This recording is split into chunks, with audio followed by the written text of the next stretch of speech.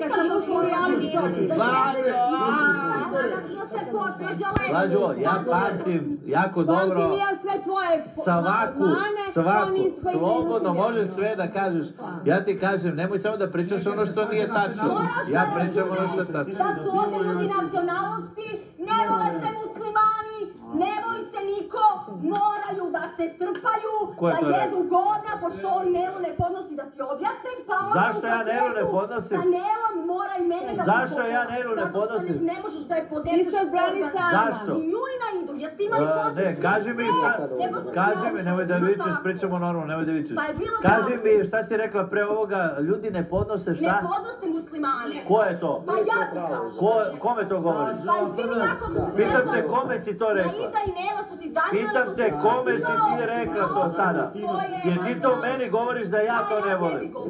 Odakle tebi to pravo da kažeš? Svi su rekli šta si im rekao. Ko je to rekao? Marko, šta je rekla? Ne, nisi joj pravo Izabela. Pa recite na Idi, pošto je na Ida to rekla. Ne, prvo lupaš gluposti. Ja sada ponavljam na Idi i ne. Možeš da ponavljaš i da braniš. Pošto je na Ida korigovala odnos sa tobom i si pustila loptu, to je druga stvar. To nema veze sa korigovanjem odnosa. Ne, reći ću ti odmah.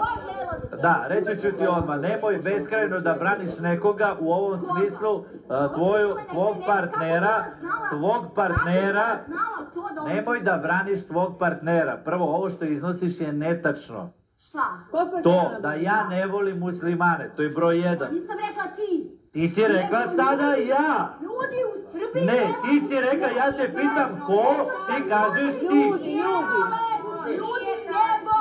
Nemoj mene da stavljaš u taj kontekst. Rekla si da su Nela i Naida to rekle za mene. Nemoj da me stavljaš u taj kontekst. Sećam se, lupaš gluposti. To je bilo završeno. Znači Naida i Nela lažu. Tako je i to je rekla Anđela koja je došla tada i rekla